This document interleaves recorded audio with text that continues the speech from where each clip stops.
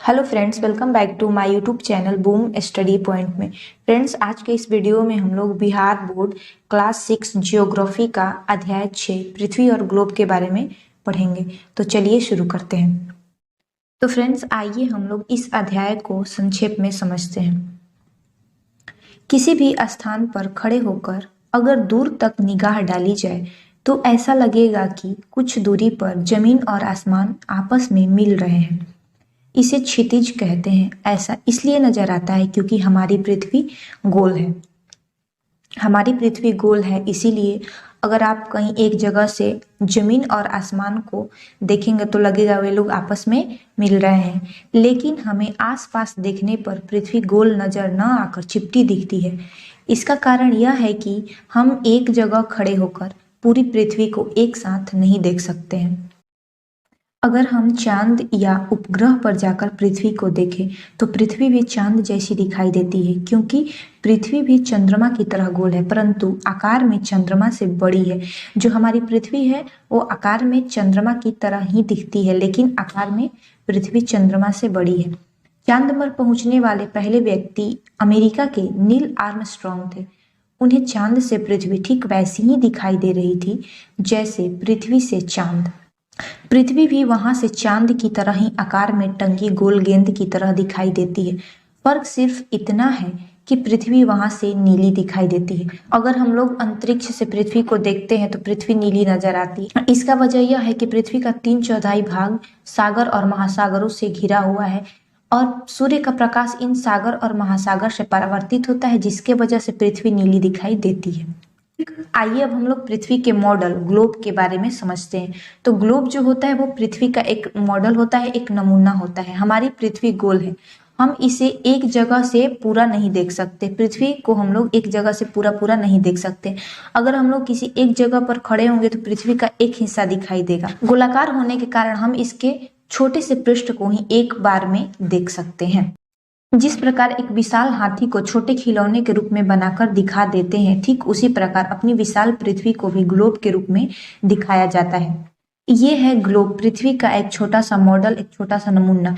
Globe पर सागर और महासागरों को, यानी कि ग्लोब पर जलीय भाग को नीले रंग से दिखाया जाता है और स्थलीय भाग से भूरे या फिर पीले रंग से। जमीन के बड़े बड़े हिस्से जो महासागरों से घिरे हुए होते हैं वे महादेश कहलाते हैं। इन्हें स्थल भाग भी कहा जाता है। स्थल पर ही लोग रहते हैं, इसी पर गांव, शहर, नदी नाले इत्यादि हैं। महादेशों की कुल संख्या 7 है। एशिया, यूरोप, ऑस्ट्रेलिया, अफ्रीका, उत्तर अमेरिका, दक्षिण अमेरिका, अंटार्कटिका। महासागरों की कुल संख्या 4 है। हिंद महासागर, प्रशांत महासागर, अटलांटिक महासागर, आर्कटिक महासागर। महासागरों की कुल संख्या 4 है। ये बहुत गहरे होते हैं। इनकी औसत गहराई लगभग 4 किलोमीटर तक होती है। यदि हमें एक महादेश से दूसरे महादेश तक पानी के जहाज से महासागर पार करके जाना हो तो कई सप्ताह लग जाते हैं। सफर के दौरान कई दिनों तक चारों ओर सिर्फ पानी ही पानी दिखाई पड़ता है। सभी महासागर आपस में जुड़े हुए हैं। आर्कटिक महासागर को उत्तरी एवं दक्षिणी हिम महासागर भी कहते हैं, क्योंकि अत्यधिक ठंड के कारण यहाँ बर्फ जमी रहती है। अब आइए हम लोग अक्षांश रेखाओं के बारे में समझते हैं। अक्षांश रेखाएं किसी भी गोले को यदि 2 बराबर भागों में बांटा जाए तो गोले का आधा भाग गोलार्ध कहलाता है। उदाहरण के लिए एक तरबूज को जब हम लोग 2 हिस्सा में बांटते हैं तो उसका एक कटा हुआ हिस्सा गोलार्ध के जैसा होता है। इसी प्रकार पृथ्वी को भी उत्तरी एवं दक्षिणी 2 बराबर भागों में बांटने वाली रेखा या वृत्त भूमध्य रेखीय वृत्त होती है। भूमध्य रेखीय वृत्त को ही भूमध्य रेखा या फिर विषुवत रेखा कहा जाता है। यह सबसे बड़ा वृत्त होता है। जो भूमध्य रेखा होता है वो सबसे बड़ा वृत्त होता है। इस रेखा से उत्तर का भाग उत्तरी गोलार्ध और दक्षिण का भाग दक्षिणी गोलार्ध कहलाता है। भूमध्य रेखीय वृत्त एवं किसी स्थान के बीच जो कोण बनता है उसे उस स्थान का अक्षांश कहा जाता है, तथा वहां से पूर्व से पश्चिम की ओर खींची गई रेखाएं अक्षांश रेखाएं कहलाती है। भूमध्य रेखीय वृत्त या भूमध्य रेखा पृथ्वी का 0 डिग्री अक्षांश है, क्योंकि यह पृथ्वी के मध्य में है। जो भूमध्य रेखा है वो पृथ्वी के मध्यांतर होता है और इसी 0 डिग्री अक्षांश से ही अन्य अक्षांशों की गणना की जाती है। भूमध्य रेखा से उत्तर 90 डिग्री एवं दक्षिण के 90 डिग्री अक्षांश होते हैं। 23.1/2 उत्तरी अक्षांश को कर्क रेखा कहते हैं एवं 23.1/2 दक्षिणी अक्षांश को मकर रेखा कहा जाता है। भूमध्य रेखीय वृत्त के उत्तर की ओर तथा दक्षिण की ओर जाने पर यह वृत्त क्रमशः छोटा हो जाता है। 90 डिग्री उत्तरी तथा 90 डिग्री दक्षिणी अक्षांश को क्रमशः उत्तरी एवं दक्षिणी ध्रुव भी कहते हैं। यह अक्षांश वृत्त न होकर मात्र एक बिंदु होता है। अब आइए हम लोग अक्षांश रेखाओं की कुछ विशेषताओं को समझते हैं। अक्षांश रेखाएं पूर्व से पश्चिम दिशा में विषुवत रेखा के समानांतर खींची जाती है। दो अक्षांशों के बीच की दूरी समान होती है। विषुवत वृत्त से ध्रुवों की ओर जाने पर वृत्त छोटे होते जाते हैं, अंततः ध्रुव एक बिंदु के रूप में रह जाता है। सभी अक्षांश रेखाओं की लंबाई समान नहीं होती।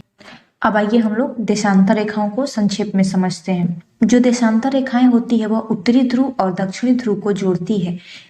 किसी भी स्थान की सही स्थिति और समय का पता लगाने के लिए इन रेखाओं का सहारा लेना पड़ता है। पृथ्वी का आकार गोल है जो एक वृत्त के समान है। जो हमारी पृथ्वी है ये गोल है और एक वृत्त के समान है। एक वृत्त में 360 डिग्री होते हैं। इसी आधार पर पृथ्वी पर 360 देशांतर रेखाएं खींची जा सकती है।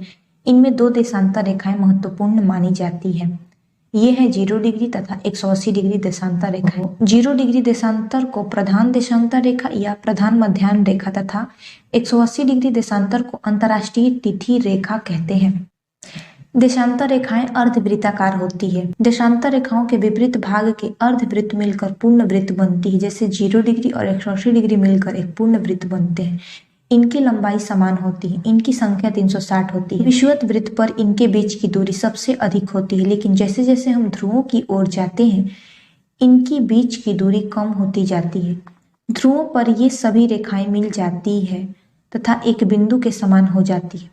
पृथ्वी पर किसी स्थान की स्थिति दर्शाने तथा समय निश्चित करने के लिए देशांतर रेखाओं का ज्ञान आवश्यक है। अब आइए हम लोग पृथ्वी के कटिबंध के बारे में समझते हैं। अक्षांश और देशांतर रेखाओं के आधार पर पृथ्वी पर 3 कटिबंध पाए जाते हैं। कर्क एवं मकर रेखाओं के बीच अन्य अक्षांशों की तुलना में सबसे अधिक गर्मी पड़ती है, जिसके कारण इसे उष्णकटिबंध कहा जाता है। यहाँ दिन और रात की स्थितियां सालों भर होती है तथा सूर्य की किरणें लंबवत पड़ती हैं।